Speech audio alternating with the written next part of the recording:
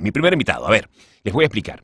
La semana pasada tuve la dicha de conversar con quien es su socio en un programa fantástico que transmiten todas las tardes por la señal libre de Radio Caracas Radio, emisora para la cual trabajé en una de sus filiales, 92.9, durante mucho tiempo. Los inicios de mi carrera los debo a esa gran familia. Y fue para mí un gusto porque Daniel Lara, periodista que actualmente radica en Alemania, vive en Alemania, y Neomar Hernández se han convertido en algo así como una compañía tan necesaria para hacerme sentir en casa, para escuchar además la política en un tono tan parecido como podemos conversarlo cualquiera de nosotros en casa. Y creo que eso es el ingrediente esencial, además de la buena dosis de instrucción, de conocimiento que comparte con nosotros sobre la historia de Venezuela, la historia de la política en el mundo. Es realmente grato para mí conocer al aire junto a ustedes, para quien no le conozca, a Neomar Hernández. ¿Cómo estás, Neomar? Hola Luis, qué gusto, vale. Bueno, nada, muy complacido de estar contigo acá el día de hoy y muy contento de conocerte. Imagínate, yo que crecí viendo Ni tan tarde, bueno, luego ya un poquito más adelante Chatén TV. Conocerte el día de hoy para mí es un verdadero gusto. ¿Cómo estás? No, igualmente, encantado, Neomar. La primera pregunta que te quiero hacer es, ¿cómo soportas a Daniel?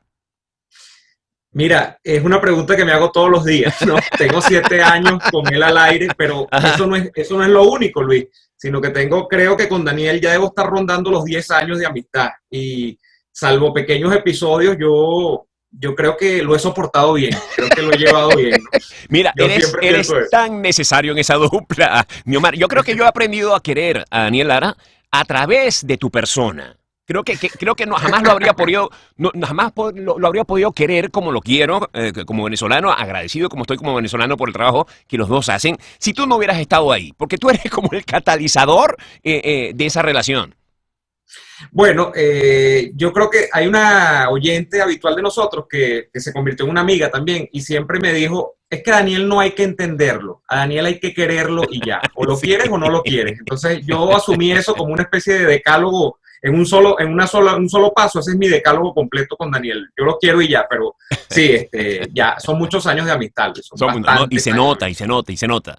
Para la comunidad que nos está escuchando en el mundo entero y no sepa, pues muchísimos saben, para mi grata sorpresa, porque ya yo tengo 4 años fuera de nuestro país, Neomar, de la inmensa comunidad que han construido en torno a Y Así Nos Va, que es su programa, cosa que además me alegra muchísimo porque lo merecen. Hacen un trabajo importantísimo, como decía en la presentación, al traerte al aire a mis oyentes. Ustedes son para mí como viajar en el espacio y en el tiempo y estar en Caracas discutiendo el tema que más me apasiona en la vida, que es la libertad de Venezuela. Y eso yo lo agradezco inmensamente. Para mí es un honor, Luis. Hay tanta gente tan distinta, que es lo que me llama la atención, que se ha pegado al programa de nosotros. Primero cuando era los sábados, seguramente tú en esa época ni sabías que existíamos, pero Sí. nosotros empezamos los sábados y tú sabes que los sábados en una emisora, estar a las 2 de la tarde un sábado es una hora que te mandan a un hueco, pues eso es como que te mandaron a la tumba. Y no a la tumba de Rodríguez Torres aquí en Plaza Venezuela, No, sino al sepulcro radial, pero Sí. logramos hacer como Lázaro, revivimos, ¿no? Salimos de los sábados y entonces luego comenzamos todos los días. Pero te digo que nos llena mucho porque sí hay una audiencia que se construyó intergeneracional, interclases, o sea, interpaíses, y así ha logrado hasta ahora, y eso a mí me complace muchísimo, crear una comunidad, como tú has dicho, es una especie de gran familia, que gente que va incluso, mira, desde los Emiratos Árabes hasta aquí, acá mismo, por ejemplo, en Catia, en Caracas, o en sitios un poco, cuando uno dice un poco más acomodados de Caracas, en el este de Sí. Caracas. O sea, es todo. Y ¿Tiene es una gran medición, familia. Neomar? ¿Tienes medición de alguna sintonía en Cabo Verde? Mira, yo creo que debe haber. Nosotros siempre jugamos con eso de que somos líderes en sintonía en países desconocidos, ¿no? Yo creo que en Cabo Verde deben estar escuchando en estos momentos también. A lo mejor por eso lo mudaron de Isla de Sal otra vez para donde estaba, porque en donde está ahora ya no se escucha. Mira, Neomar. Bueno, él quiere seguir escuchando, que es lo importante. Por ahí vi que Saab dijo que quería seguir escuchando porque tenía miedo de no Teme por su escuchar vida, más ni teme ver por su más. vida. No solamente queremos que escuche, queremos que cante. Neomar, en Sí. momentos en que, a ver, los venezolanos nos hemos visto, especialmente quienes están en Venezuela, cercenados en su capacidad de expresarse libremente. Cada vez es más difícil, por no decir imposible, que un venezolano acuda a un medio de comunicación y diga las cosas como la piensa, que se encienda un verdadero debate en medio del respeto como todos esperamos que sea, pero un debate genuino, donde dos personas que piensan distinto puedan exponer sus ideas y puedan una intentar convencer a la otra de lo contrario, o quien está presenciando ese tipo de situación diga, wow, me acaban de hacer ver algo que no podía ver. Tomando en cuenta estas restricciones y conduciendo ustedes un espacio, en una emisora que fue sacada del aire, como todas las que fueron sacadas del aire, injustamente por temor a la verdad, Radio Caracas Radio. ¿Cómo conduces, cómo sientes tú ese momento en que ustedes abren los micrófonos o lees los mensajes que les llegan a través de las distintas redes que poseen con "y así nos va"? Y la gente confronta lo que tú dijiste, lo que dijo Daniel, tu compañero, o lo que dijo una persona que habló anteriormente. Esa ventana, ese chorro de libre expresión que ustedes abren, y a la vez son los moderadores de ese chorro de expresión, ¿cómo lo analizas? Mira, lo analizo como algo que yo quisiese ver repetido en otros espacios, tanto de la radio como la televisión. Y lamentablemente no es así. Tú has dicho que la emisora fue sacada del aire y en efecto fue así. Nosotros hemos persistido, fíjate que yo creo que es de las pocas emisoras porque no es la única que ha cerrado Conatel. Conatel, si algo tiene, es una carpeta de emisoras cerradas en los últimos 10 años, ¿no? Pero es una de las pocas que ha persistido en la idea de que aunque no cerraron, porque en efecto fue así, no tenemos señal abierta, estamos saliendo por internet, ¿no? Las demás en general lo que hicieron fue irse a su casa, los trabajadores, los anclas, los locutores, se terminaron yendo a su casa porque dijeron, bueno, aquí no hay más nada que hacer. Nosotros hemos persistido y hemos persistido en general, Luis, ha sido como una cosa de quedarse contra la corriente y de nadar contra la corriente, porque como te digo, tú ves poco de debate en la televisión actualmente venezolana, lo que queda de ella, que es muy lamentable, ves poco en la radio. Y entonces cuando aparece un programa o cuando aparece una emisora que medio desafía la corriente natural que hay, que es básicamente no hacer nada, no decir nada y no desafiar al poder, bueno, la gente dice, oye, aquí hay algo distinto, parece que hay algo distinto, ¿no? Y en eso es que nosotros nos hemos quedado. Mucha gente dice, bueno, ¿y cuál es la receta del éxito? Creo que es perseverar en la idea de que estamos haciendo algo correcto y de que es algo natural, además. O sea, no estamos haciendo nada demasiado elaborado, demasiado inventado, demasiado impostado, ¿no? Sí. Es una cosa natural para nosotros, darle un cauce de libre expresión a la gente. Bueno, es que ahí se opera, bueno, primero que nada yo sí quiero destacar que están haciendo una cosa inmensamente importante, Neomar, y es no abandonar la lucha y hacerlo con coraje. O sea, te explico, a ver, cuando yo estaba en Venezuela, yo trabajaba para el circuito de Unión Radio, a quienes les mando un fuerte abrazo y es mi casa, como también considero mi casa a RCR, a Radio Caracas Radio, donde di mis primeros pasos en la radio, tú lo sabes. Pero estando yo allá, y además por política personal, por higiene mental como productor, yo decidí hace mucho tiempo no escuchar más radio para tratar de que mis contenidos fueran, oye, los menos contaminados por las ideas que estaban teniendo otros en el dial. Eso era lo que yo estaba haciendo. Al mudarme para acá, para los Estados Unidos, en medio de la necesidad que tenía también de sentir, palpar un poco, escuchar a la gente que está en Venezuela, cómo estaban sucediendo las cosas allá, me fui por primera vez a la aplicación a escuchar Radio Caracas Radio. Y ahí fue cuando descubrí, desde el horario de la mañana, ¿cómo se llama esta muchacha que está en la mañana? Periodista. María Alejandra Trujillo. Tremenda María Alejandra Trujillo, fantástica María Alejandra Trujillo. O sea, me pegué con Thaís Peñalver, por el amor de Dios, Thaís Peñalver, con quien tú has hecho unos programas fenomenales. O sea, de verdad, yo sé que todo esto va a pasar, Neomar, y cuando esto pase, ustedes se van a tener que calar mi visita en RCR con flores y bombones para todos, porque en verdad han hecho un trabajo increíble. No, para mí es un gusto, Luis, te lo digo, y es así, pues, porque por más que sea, tú fuiste un tipo que marcó una generación en Venezuela.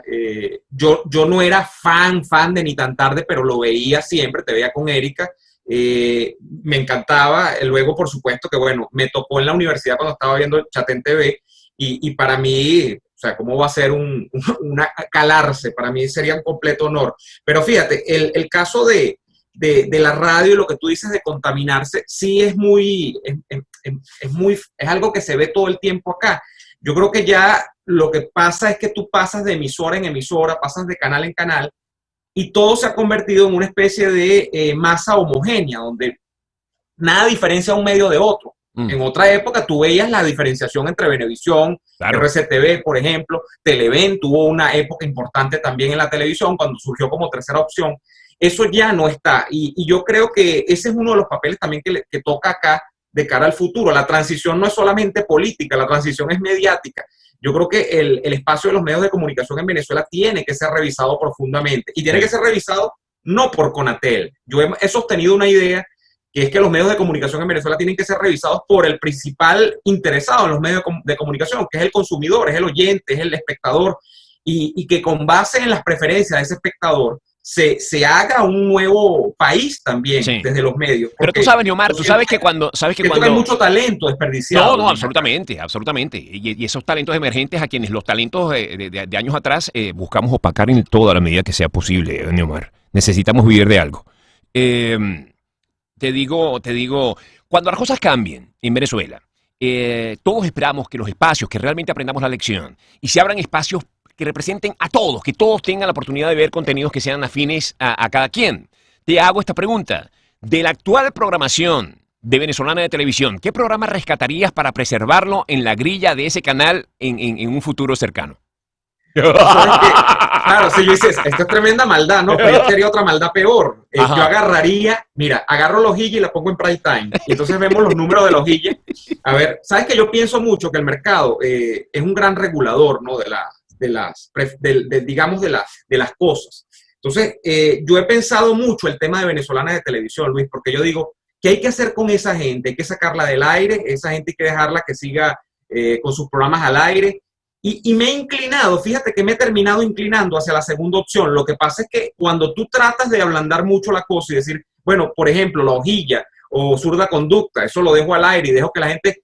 Es que sí, una cosa es la libertad, pero es que hay otro problema, que es que la hojilla o zurda conducta son programas que prácticamente promueven el terrorismo. Entonces es muy difícil que tú termines dejando que solamente sea el mercado, el oyente, el televidente, el que diga, bueno, me gusta o no me gusta, porque al final de cuentas se han convertido en espacios de guerra, Luis.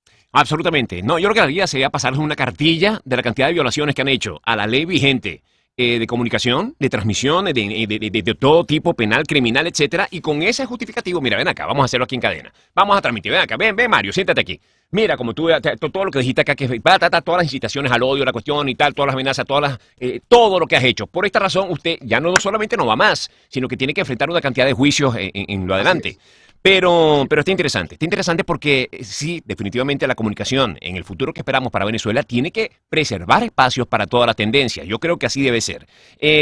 Ustedes, por ejemplo, Neomar, tú y Daniel, reciben comentarios frecuentes, supongo yo también, de gente que por la vía digital piensa en el bando de enfrente, que para mí no hay otra forma de estar en el bando de enfrente si uno no es corresponsable criminalmente hablando de lo que está pasando en el país.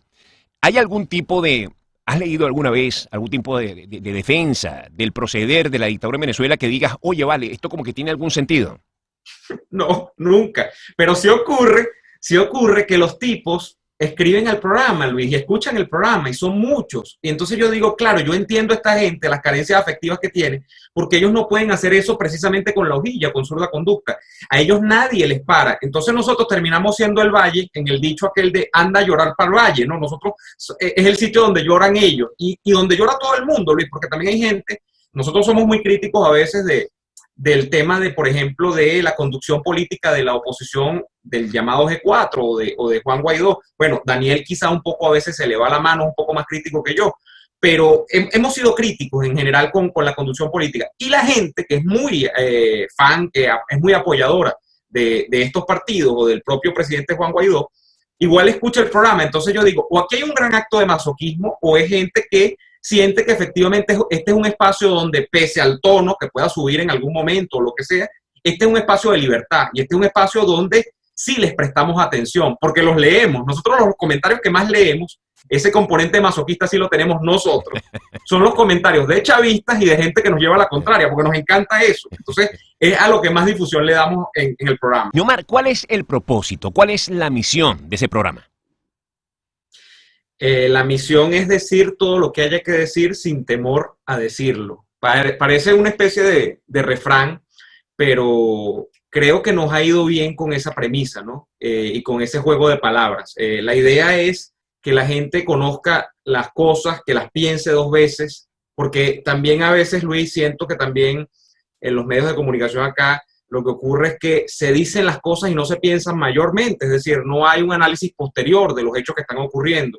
Y esa mirada, que en este caso son no una, sino dos miradas, son las que se ofrecen simultáneamente en ese programa. Es lo que nosotros tratamos de pensar, ¿no? Decimos, mira, ocurrió esto, Maduro dijo esto, o Guaidó dijo esto, o Padrino López, por ejemplo, ayer hablábamos de eso, dijo esto. Ajá. ¿Qué hay de fondo en lo que están queriendo decir estos personajes y qué hay tanto, o qué hay de verdad y qué tanto hay de mentira en lo que están diciendo? Esa es básicamente nuestra misión, pensar, repensar y comunicar lo que se piensa. Te voy a poner en esta situación. Mira, a ver, yo mientras estuve en Venezuela, tú lo sabes, yo conduje programas de radio durante 20, ¿qué? 20, a ver, yo llevo 24, son 28 años de carrera. Durante 24 años, imagínate tú, 24 años estuve haciendo programas de radio y televisión en nuestro país, Neomar. Los últimos 20 transformé mi carrera en algo que apuntaba a través del humor político a algo más, bueno, a identificarme más con lo que mis audiencias tenían en ese momento, lo que vivíamos todos como sociedad. Indiscutiblemente la política se nos metió por los poros, por los huesos, hasta quienes preferían no hablar de política. Ahora, cuando me mudo para acá, 4 años atrás, y llego aquí y sigo con la idea de seguir transmitiendo mi programa de radio desde acá, como si yo estuviera allá hablándole a los venezolanos sobre la tragedia que estamos atravesando en ese tono que hablan ustedes, tratando de desdibujar las mentiras de la dictadura de Nicolás Maduro, pero viviendo en otro país donde las cosas funcionan de otra manera, donde hay una relativa normalidad. Llegó un instante en que yo me sentí incapaz de soportar el choque de esa agua caliente y de esa agua fría. Empecé y dije, en cualquier momento se me va a chispotear una barbaridad y eso le va a costar el cierre a Unión Radio en Venezuela. Y dije, no lo voy a hacer. Y me retiré, ¿no? Ahora tú que todos los días confrontas la realidad que vive el país, con la densidad política, el drama que significa lo que está pasando en Venezuela, pero vives en Venezuela, ¿cómo van tus ánimos para hacer cada programa? O sea, hay días que estás más agotado, sigues con la energía y con la esperanza de que lo que dices, o tú junto a Daniel, pueda trascender en algo. Mira, yo no te voy a mentir, Luis, hay días en los que no valgo ni una locha, que era lo que teníamos antes como moneda cuando el bolívar significaba algo en Venezuela, ¿no? Ya te cuento que en Venezuela el bolívar no importa al día de hoy, pero hay días que efectivamente no valgo ni una puya, ni una locha, no lo valgo, es la verdad. Tú sabes muy bien que el tema de la radio es casi que como hablar con los vasitos estos que uno ve en las películas y entonces se pone un niño en cada extremo, ¿no? Y uno le comunica al otro. Eso es la radio para mí. O sea, en la radio hay mucho de intimidad. Tú lo sabes muy bien. O sea, prácticamente te metes en la casa de la gente y en ese sentido de la intimidad hay mucho de emocionalidad también. Entonces, cuando tú estás mal, no puedes. Pues simplemente no puedes. Bueno, y en la televisión también, porque la televisión ni siquiera lo puedes disimular. Las ojeras no se disimulan. Las caras largas no se disimulan. Pero para mí la radio tiene esa cosa de ser tan íntima, ¿no? Entonces, cuando uno no vale medio, efectivamente es muy cuesta arriba. Y, por ejemplo, te pongo una situación. El año pasado, cuando ocurrió el gran apagón nacional, que creo que fue en marzo, yo me senté en la ventana de mi casa y yo dije, o sea, porque estaba todo apagado. Entonces, y yo miraba al horizonte y era oscurana total. Y yo decía, oye, qué minúsculos somos y no podemos hacer nada. Y yo me sentí muy mal, yo duré muy mal como una semana. Sin embargo, el programa lo seguía haciendo, pero probablemente en esos días en los que uno hace esos programas así, sale más la bilis y sale más lo que uno no quiere que salga que lo que uno quiere que salga. Entonces, es muy complicado desde el punto de vista anímico a veces. Sin embargo, bueno, ¿cómo hace uno para sobrellevar eso? A veces no tomárselo tan a pecho, ¿no? Pero está por el otro lado, más allá que la situación anímica de a veces de estos downs que nos dan a todos porque somos humanos y esto no tiene que ver con que estemos mal psicológicamente, sino que es normal de cualquier ser humano. También se da el miedo, ¿no? Y el miedo, con el miedo he hecho más o menos lo mismo, ¿no? El miedo a Conatel, el miedo a los policías, el miedo a los militares. Con el miedo he hecho más o menos lo mismo, es hacer las cosas sin pensarlo dos veces. Claro, tampoco puedo ser un absoluto irreflexivo y no puedo ser un loco, ¿no? Y como decimos nosotros en criollos, comerme la luz de gratis, pero he tratado de no sobrepensar las cosas, porque si te pones a pensar y repensar en consecuencias y todo lo demás, al final es el miedo el que te paraliza, el que se convierte en el protagonista de tu vida. Y yo no quiero eso. Pues yo lo que he tratado es que en estos 7 años que tenemos nosotros al aire, el miedo sea un actor más, pero en este caso un actor de reparto, que no sea el protagonista de la película. Escuchando el programa de ustedes, Neomar y Daniel Lara, eh, oye, uno siente que, a ver, por comentarios que hacen sobre la forma en que opera la oposición y las tradiciones que hemos visto en el mediano plazo, que efectivamente se han concretado, uno dice, wow, esto será bueno, será malo, escuchar este tipo de cosas, es conveniente que nos las digan, limpiar estos trapitos sucios al aire, sería complicidad no hacerlo, sería mantener bajo el engaño a la gente. ¿Cuántas veces has sentido tú, Neomar, primero, cuántas veces te has sentido decepcionado? Y luego te pregunto, ¿cuántas veces has sentido que hemos estado cerca de lograrlo, de que caiga esta dictadura en Venezuela? Bueno, cerca he sentido que hemos estado 3, 4 veces. La primera que recuerdo claramente, y fue la que más cerca estuvo, de hecho, era yo un niño, después todo lo que ocurrió el 11 de abril, ¿no? Y recuerdo ver ese castillo también desmoronarse, ¿no? Con los militares y todo este tema de Carmona. Lo recuerdo vívidamente, o sea, solo recuerdo clarito. Y esa es quizá como esa, con esa intensidad no recuerdo ninguna. Bueno, al punto que Chávez salió del poder y luego lo trajeron nuevamente de vuelta, pero he sentido varias, ¿no? En ese proceso, pero esto de señalar a veces dentro del campo propio, o el que uno siente que es el propio, que es el de la oposición democrática y de los factores democráticos que luchan contra el chavismo, sí, yo siento que hay mucha gente hablando de la inmovilización y del miedo, Luis, que se inmoviliza en ese sentido porque piensa, de no decir, digo del campo de los periodistas o del campo de los comunicadores, de no decir porque sienten que le están haciendo un favor, al contrario, es decir, al chavismo, sienten que están francotirando contra la propia causa, ¿no? Y yo siento que no, que aquí lo que tenemos que hacer, porque en la oposición hay mucha gente buena, yo la conozco, yo la trato, es que lo que aquí corresponde desde hace mucho tiempo es una depuración, ¿no? De liderazgo, una depuración de las ideas, incluso de los procederes. Y en la medida en que tú comuniques esto, en la medida en que tú lo hagas público, en la medida en que tú lo cuestiones, en la medida en que tú propongas incluso cuestiones alternativas desde el campo de la comunicación, yo creo que se hace más favor que callándose. O sea, yo creo que se hace un beneficio mucho mayor al de seguir con la idea de, no, mira, vamos a quedarnos callados porque salimos de esto primero y después de lo otro. No, cuando tú terminas viendo la película completa, tú te terminas dando cuenta de que si no sales de una cosa, no sales de la otra. Y ahí tenemos actores políticos que tienen 20, 30, 35 años haciendo vida.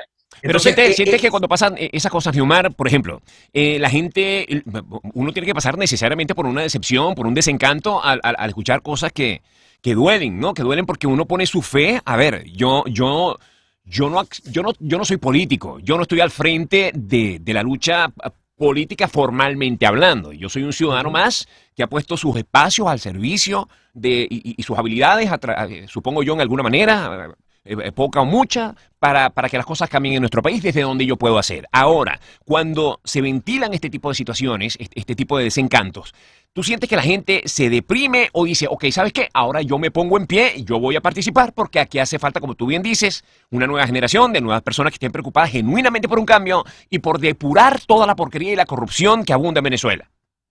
Yo creo que uno apunta o uno aspira a que lo que ocurra sea lo segundo, o sea, que la gente se ponga en pie, pero no hay que mentir y muchas veces ocurre lo primero. Y ocurre lo primero porque si tú te pones a revisar, Luis, con detenimiento, cuál ha sido el propósito de enmienda de ciertos actores y de ciertas actitudes dentro del campo democrático, te terminas dando cuenta que es casi cero, es casi nulo. Entonces, ¿cómo no deprimir a la gente cuando se produce una reiteración en el error, cuando se produce una reiteración en las mismas personas?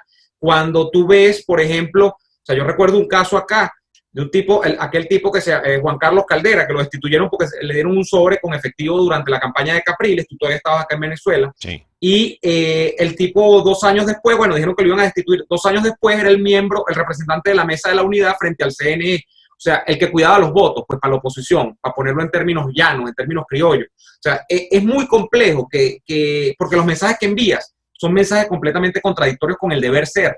Entonces, uno apunta a que ocurra lo segundo, a que la gente se ponga en pie. Ese es el propósito real de toda esta película en la que estamos metidos. Pero a veces ocurre lo primero porque las circunstancias, el entorno y cosas que uno no controla terminan siendo el eterno retorno, ¿no? Una eterna repetición de lo mismo. Sí. Oye, Neomar, tienes, además, estás generando contenido para la vía digital. ¿Qué otros formatos estás trabajando? Mira, me entusiasmé mucho porque mi novia me dijo un día, tienes que abrir un canal de YouTube. Ella fue la que me dijo y me impulsó, me pellizcó, y yo dije, no, pero yo no sé si yo puedo hacer eso. Y bueno, desde hace un año, Luis, me he montado lo del canal de YouTube. Traté de que fuese un canal, fíjate que la idea macro era no hacerlo un canal de política, pero bueno, yo a final de cuentas de 24 horas que tiene el día 25 lo de política, entonces es muy difícil no hacerlo. Pero traté de matizar un poco y fíjate, en el canal yo tengo afición por ciertas bebidas espirituosas, entonces dije, voy a ponerme a hacer reviews de bebidas espirituosas, por ejemplo. Entonces empecé a hacer catas de whisky en el canal, empecé a hacer catas de ron. Y mira, me llenó mucho, me ha ido muy bien. Y en ese sentido, aunque quizá no son los videos que más ve la gente, porque todo hay que decirlo, sí. A mí me llena muchísimo eso como descubrir facetas B, C y D de la vida de uno profesional. Claro, ¿no? claro, pero qué sorpresa la de la gente que como debe conectar contigo por esas 25 horas de política. Oye, Neomar abrió un canal, vamos a ver qué dice en el canal y se encuentra con que lo que está errando Sí, caña. es lo mismo. Bueno, no, es lo mismo y la caña, además, ¿no? Y libros. Y entonces sí. me puse en eso y dije, bueno, vamos a ver qué tal. Y la experiencia ha sido, mira, Luis, yo creo que YouTube se ha convertido como una herramienta también, porque la voluntad del ser humano es buscar permanentemente espacios para ser libre, ¿no? Entonces yo creo que YouTube, en medio de lo que es Venezuela, donde hay tan poca libertad, donde fíjate, la emisora donde yo trabajo está cerrada, formalmente en señal abierta, lo que ocurre, bueno, y la emisora sale por YouTube, principalmente, al día de hoy. YouTube se ha convertido como un gran aliviadero, ¿no? De los venezolanos. La gente se mete en YouTube. Bueno, ahora no tenemos ni DirecTV acá tampoco, porque entonces se acabó el tema. ¿Qué te sorprende más, Neomar? ¿Qué te sorprende más? Los comentarios que te hace la gente cuando estás en la calle, allá en Venezuela, sobre la sintonía que logran a través de la vía digital, y con esto me refiero a Radio Caracas Radio, ¿o te sorprende más la desconexión que logró la dictadura al cerrar la emisora en su señal abierta? A mí me sorprende la persistencia también de la gente, porque efectivamente, incluso después de cerrada, Luis, bueno, hay gente de gente, ¿no? Las abuelitas, que Daniel te lo dijo cuando habló contigo, lo vi que lo comentó, eso es típico, las tías madrinas, las abuelitas, las mamás de no sé quién, es típico que te para alguien y te dice, mi mamá es fanática tuya, pero de mi edad, pero no te dice, yo soy fanático tuyo, pero también ocurre, ¿no? Pero fíjate que son siempre abuelitas, esas te dicen, mira, yo no sé cómo escucharlos y tal, pero hay mucha gente que sigue pegada a la señal. Entonces la recordación o la persistencia de la gente en quedarse con la emisora y con el programa son muy gratificantes, porque sí hay gente todavía que está como si la emisora no lo hubiesen cerrado y dice, mira, todos los días los escucho y estoy pendiente. Y eso para mí es muy gratificante. ¿Qué edad tienes tú, Neomar? 32 cumplí ahorita en abril. No, chico, ya va, espérate un momento que voy a decir 2 groserías en el estacionamiento.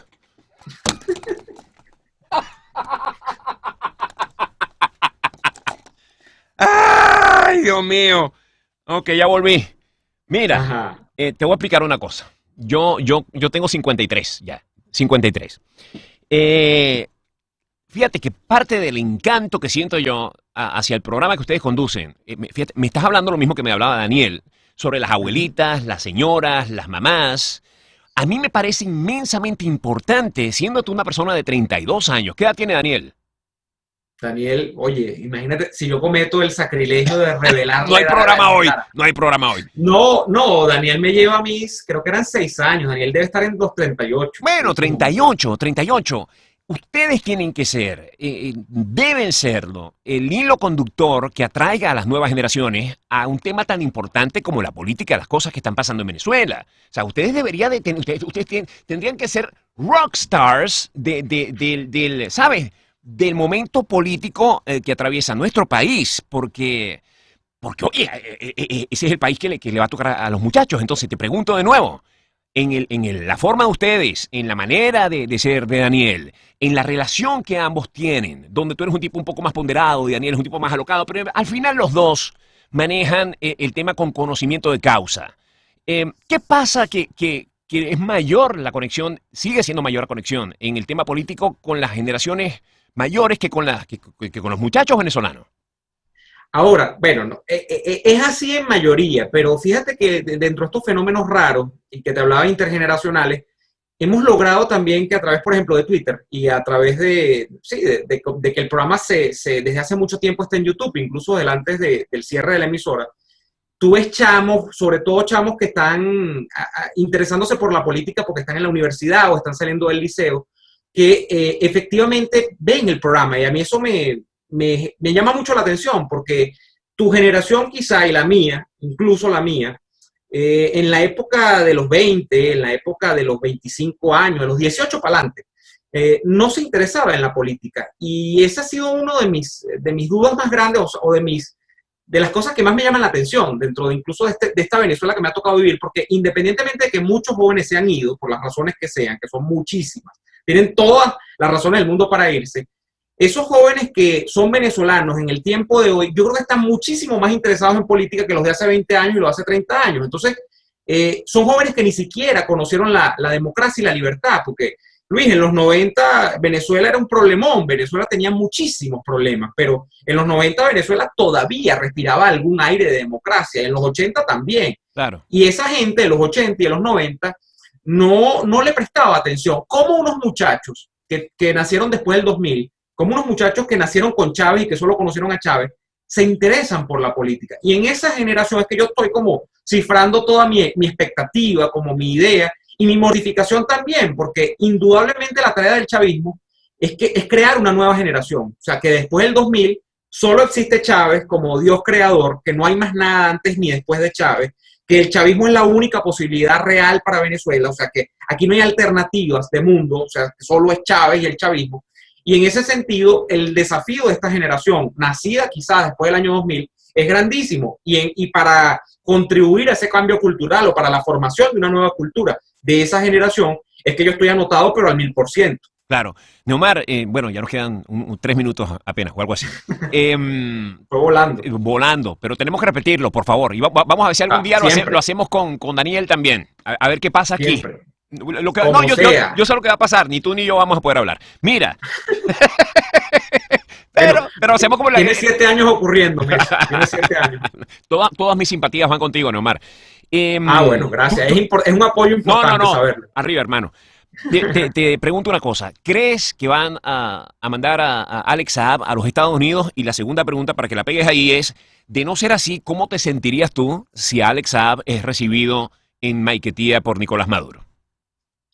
Mira, yo hasta que no lo vea con la braga naranja, o que vea por lo menos esos retratos hablados que hacen en los juicios, en los juicios de la justicia de los Estados Unidos, no canto victoria. Porque fíjate, yo recuerdo la escena del pollo Carvajal, ¿no? En Aruba. Y ahora mira dónde está el pollo no está como escondido, está como el avestruz, metió la cabeza en la tierra y no se sabe dónde está. Sí. Pero yo quiero verlo. Y cuando esté, yo creo que por todo el interés, Luis, que se ha generado con el caso de Saab, y es decir, la especial fijación que tiene Maduro y el régimen de Maduro con que Saab no sea llevado a los Estados Unidos, o sea, algo gordo debe haber allí, porque si no, ya lo hubiesen dejado pasar por bolas, ¿no? Ya Saab estaría en los Estados Unidos o estaría en Cabo Verde, en un tribunal de pueblo, allá, lo que sea, pero Maduro no tendría esa fijación con el tema de Saab, con los abogados, con los mecanismos de diplomacia.